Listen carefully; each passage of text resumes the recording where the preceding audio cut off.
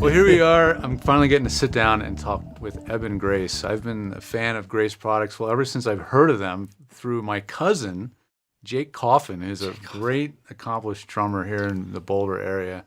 And he was, well, tell us about Jake first, a little bit about Jake and how he came You do not have enough storage on your phone Probably to not. accurately depict the immensity of the soul of Jake Coffin. Yeah. Anyway, one of all of our very best friends and favorite human beings on the planet. Was he here near at the very beginning? Well, of Grace, it's funny because when Mike and I moved to Boulder in the early 90s, Mike and his, at that point, partner and our roommate, a gentleman named Eric Abramson,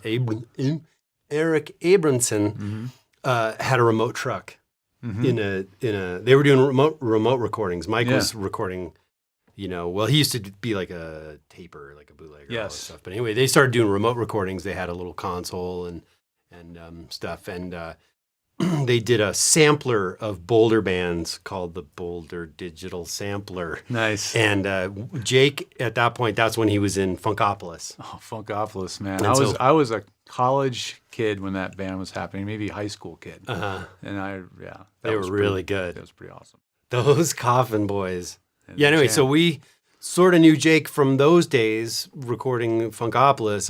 I was in another like funky Boulder band, not nearly as good as Funkopolis, but so we shared sometimes here and there on the Fox Theater or whatever. Yeah. And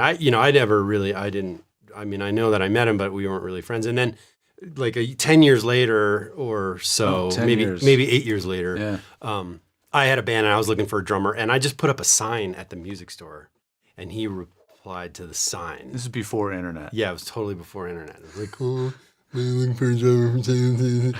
Pulled out a number, like hand did the whole thing. And he called and was like, yeah, Jake. And then we made the connection that we had orbited each other previously. Yeah. And then and that was that. And it turned out that he's the best drummer like on the planet, and the best singer, and the absolute greatest person that there is. Like, knowing him is like a gift. Absolutely. So, and he came in he became a fabricator for you guys. Well, what was he doing? He was a floater. He did tons of production. He did all kinds of stuff. I mean, he at a certain point, back in those days when he started working for us, we were a smaller company, and he was the kind of person that could. When did you guys kick off? Do everything. When did you launch? 1993. Yeah. Yeah. Yep. And it was starting. Did it start out as like we have an idea for a product? Let's make a product. It totally Or did you have an did. idea for like a whole? Did No, you have it like totally world did. domination in mind? Well, we totally. I mean, can't you tell? Now that we That's what you do in Lions. dominate the world. World domination. Yeah, no, Mike had been building one-off custom mic preamps for people who needed them. Boutique, Because kind of. in the early 90s, there was a dearth of outboard mic preamplifiers. You couldn't just go get a good mic preamp in 1990. Yeah. There was like one or two literally on the market. Yeah. And Mike had been building them for people, and then we had a really good friend in Boulder named Mickey Houlihan, who had a client who was a guy named Kataro, who was a new age, like a Grammy-winning new age dude, I'm Kataro. familiar with He owned Kataro, a big studio up in Ward, and he bought, incidentally, a couple of refrigerator racks full of D88s to take and record his tour. Yeah. And he needed a bunch of 8-channel mic preamplifiers. And Mickey, our friend Mickey Houlihan, who had a business at the time called Wind Over the Earth, which is still around. They're still one of our dealers. A great company. Said, well, Mike Grace can build you 8-channel mic preamplifiers. And Grace Design was born. So it was a bespoke thing at It first. kind of was originally a bespoke thing. And then we made a run of portable 2-channel battery-powered mic preamplifiers. Before we created the V2, they were these goofy sort of off-the-shelf chassis, and they had these 10-turn pots with these really, and they're kind of fiddly to use. They were fiddly to use, but we built 50 of those, and those sold right away. The Because dad heads again, like bought they're those things like deadheads, crazy. and then Dat heads. dat heads. There was a blog dad called heads. Dat Heads that I used to read about that stuff. Yeah. Yeah. Huh? Yeah. Yeah, they were So into that's kind of how it started, Yeah. and we were. I mean, when I say we, what I mean is that I have always just been tagging along. I was like always the kid in the band, so I always needed a job, and Mike was always the guy that had extra work, and we lived together. I mean, we've been collaborating our whole lives. That's awesome. How far are you guys apart in age? 3 years. Oh, cool. Yeah. So he always had work for me. Like when he was doing studio maintenance, he'd bring me along and be like, well, fix, clean the tape machine or do the whatever. And we lived together, and, we've always collaborated on stuff. Yeah. What was the product that really kind of put you in all the magazines, like Mix and everything else, Yeah. So that was what was called the Model 801. And that was after we made Kitaro's 8-channel mic preamps, of which we made 10 or 12 of those, where we realized that, that needs to be a product in the world, is an 8-channel mic preamplifier, because everybody at that point had been buying ADATs and D88s. Yes. And including me. And exactly. So everybody needed the 8-channel mic preamplifier idea. I mean, that really was Mike's idea.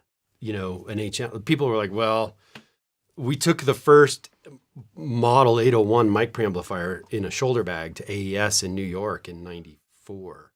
And we showed it to people. Yeah, we didn't get a booth or anything, because we were just, so it was totally hand to mouth, but we had our first basically like production prototype. It was beautiful. It was machined, just gorgeous. Out of the get-go, you guys went with the high, what's the word I'm looking for? Just kind of high quality industrial design. Yeah. Like very, very clean and Mike and I have always been geeks for cool stuff. And definitely looks matter in the world People of buy gear because of the way it looks. And it's true. And in those days, it was just like metal panel, knob, switch, which is fine. I mean, it's still doing the same thing, but we were definitely into the whole process. Electrical design, mechanical design, and industrial design, and making stuff that just looks cool and also works really well. Was there a point in the company where there was like a downturn and you knew you had to like pivot really quickly and adapt? Did that happen at any point, or has that's it just happened been kind of a slow No, that's ramp up? happened several times to us. You've had a couple of those. There was a big dip after 9/11. Yeah. We recovered from pretty quickly. Great. And then we had a big downturn in 2012. Oh. That was recently. Actually what we assume was sort of the cycled, sort of end result of the Great Recession in 2008. Didn't really hit our industry until a few years later. And we were knocked off our game by about 25%, and we're a really, really, really narrow margin company. Sure. I mean, a boutique American builder. Yeah. We operate on really skinny margins. So a 20% drop in our business was brutal. Yeah. It was brutal. That was we're still, we have scars from that time. I mean, we had to lay people off, friends, family people. Like laying people off is like, super painful. Yeah, it's really painful. So, but other than that, it's usually pretty steady. When that happened, did you guys start doing more consumer or headphone amp stuff? Was that around that time? Nope, we've been doing those for... That's long before that. Yeah, we've been doing those for a long time.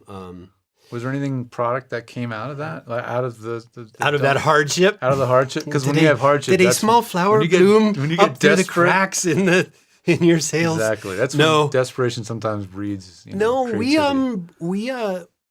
We have our product development mostly stays the same for us. We figure out what we want to do, and then we do it. You're not too reactionary. You're more visionary. You're like, you kind of know what you're looking to do, and go for it. Yeah, I mean, I think one of the key ingredients to our success is just that we're honest about what we do. Yeah, and I think that like people can just smell it in a company like ours. If you try to do something like we can't sell out. We couldn't sell out if we wanted to. I mean, selling out for us would be to do something that is Really totally low mass end. marketed. Yeah. But even when we've tried to do things that are mass marketed, we're such a small company, we're not capitalized. Yeah. We don't have enough sales and marketing resources to get stuff, to really push stuff out into those channels anyway. Right. So we just try to stay honest with the products that we design and build and make sure that they are a good value and last a long time. Mm-hmm. And You don't like to have to fix your stuff. well, we certainly don't like to have to fix our stuff because we build a lot of it. Yeah. But yeah, no, we've never been like, all right, well, we just better make some damn widgets now Right. and make some money, Right.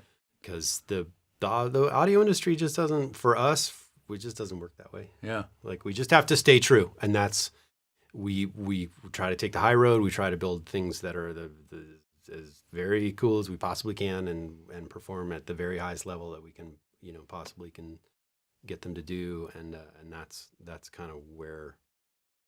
That's when our business is steady. Yeah. Is when we're being really honest about it. Without giving away too much, because got to be secretive about product release. Mm-hmm. What's the framework of something you're envisioning for next year or the 2 years out? Well, Is it more input or more output, or it's both. yeah, It's both. A to D or D to A? Yeah, it's both. It's both. We're yeah, I mean, we definitely like to go in both directions. We like to either just totally lay one up as high as we can and really stake the high road on a product and just sort of, like kind of get to the mountaintop and be like, we made the very best thingamadoodle We can that we possibly could possibly do. And we're engaged in that process right now. Awesome. We're trying to like completely nail a product that actually there's a big gap in the industry for it. We see a number of things coming down the pike in the film industry and the post and broadcast industry that are making this particular product really compelling. And so we're trying to do this one with as much. And that's what all those 4 dudes in the engineering They're all department. focused on They're that right not. now. Yeah, they are working so hard on that, and this is going to be definitely our magnum opus product. We'll have absolutely the most man hours into it as Wow. anything we've ever done. Wow. And we're bananas, but it'll go because it's that kind of thing that You've done your homework. You know it's something that people need. Nobody else is dumb enough to try to do it. Well, thanks a lot, You're man. It's so been a lot welcome. of fun chatting Yeah. with you. Anytime I come out here, I love seeing these guys. So it's been a lot of fun. So Yeah, this is great. Thank you. Thanks for coming. hanging out. Let's go get some tacos. Go get tacos. Yes.